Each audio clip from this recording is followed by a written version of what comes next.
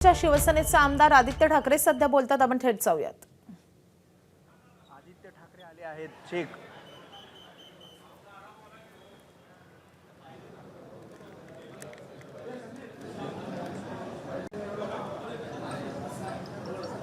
आदित्य ठाकरे पोडियमला आले. चेक करा.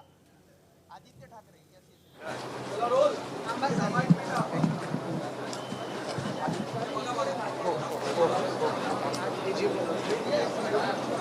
रोल का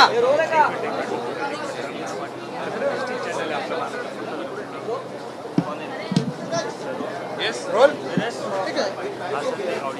अच्छा अच्छा असं आदित्य जी थांबा, अजून रोल नाही झालं.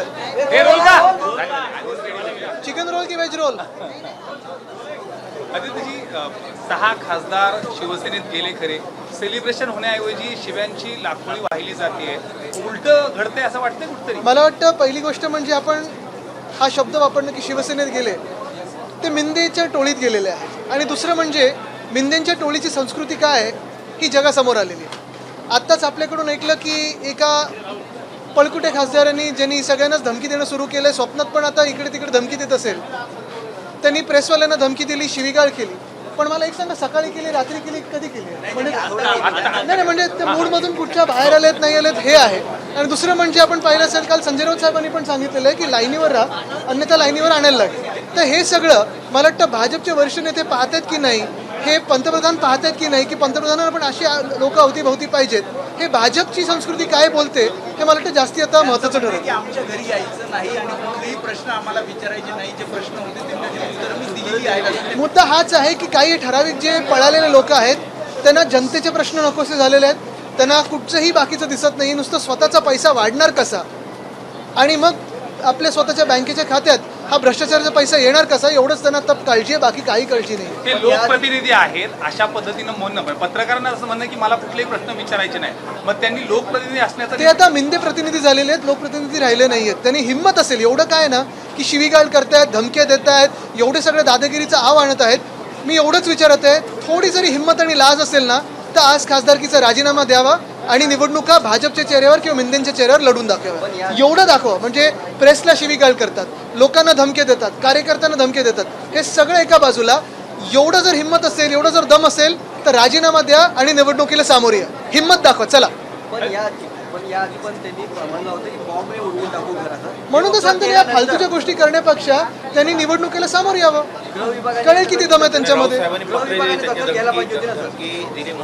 बघा, ह्या राज्याचे गृहमंत्री मुख्यमंत्री आहेत.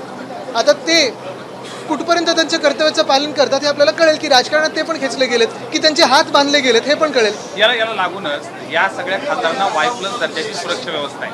Y+ दर्जाची सुरक्षा व्यवस्थेमध्ये पत्रकारांना धमकवणं, शिवीगाळ करणं, या सगळ्या म्हणजे त्यांना सुरक्षा आहे, पण इतरांचं काय? हेच तर आम्ही विचारत आहोत. आणि ही सुरक्षा मग कशासाठी दिली, कोणासाठी दिली? म्हणजे लोक यांच्यापासून सुरक्षित राहावे की ह्यांना लोकांपासून धोका आहे, हे देखील आपण पाहू. सर, याला लागूनच खरं तर संजय दिनाबद्दल यापूर्वी देखील पूर्ण गॉसिप होत्या, ते तुमच्यासोबत राहतील न राहतील, तरी देखील ठाकरे परिवारानं त्यांच्यावर विश्वास टाकला. विश्वास टाकल्यानंतर आज ते ज्या पद्धतीनं वागतायत, खरंच हे कुठतरी मला वाटतं हा नालायकपणा आहे. आणि जसं मी सांगितलं ना, स्वतःमध्ये दम असेल तर राजीनामा देऊन निवडणुका आत्ता लढवा, आत्ताच्या आत्ता लढवा. सर, हिंदी पासपोर्ट नागरिकता का आधार नहीं रहेगा, केंद्र सरकार द्वारा ये स्पष्ट कर दिया गया है. तो अभी कौन सा नागरिकता का आधार रहेगा ये हमें बताएं, क्योंकि पहले बताया आधार कार्ड ये नागरिकता का आधार नहीं है, फिर अभी पासपोर्ट नहीं है, फिर अभी ये नहीं है, अभी वो नहीं है, अभी चुनाव कार्ड नहीं है. तो नागरिकता किस आधार पे तय की जाएगी ये हमें केंद्र सरकार बताए, क्योंकि आज तक हमने ये देखा है कि पासपोर्ट पे किसी अन्य व्यक्ति का नहीं तो हमारे देश का राष्ट्रपति की सिग्नेचर रहती है और दूसरे देश को कहा जाता है कि ये मेरे देश के नागरिक हैं, इन्हें आपके देश में प्रवेश दिया जाए, ये इसकी हम ले रहे हैं. प्रेसिडेंट ऑफ इंडिया की सिग्नेचर है. अगर प्रेसिडेंट ऑफ इंडिया की सिग्नेचर, भारत देश के राष्ट्रपति महोदय की सिग्नेचर, ये हम इसे भी अगर राष्ट्रीयत्व का आधार नहीं मानते तो और क्या मानते? क्या ज्ञान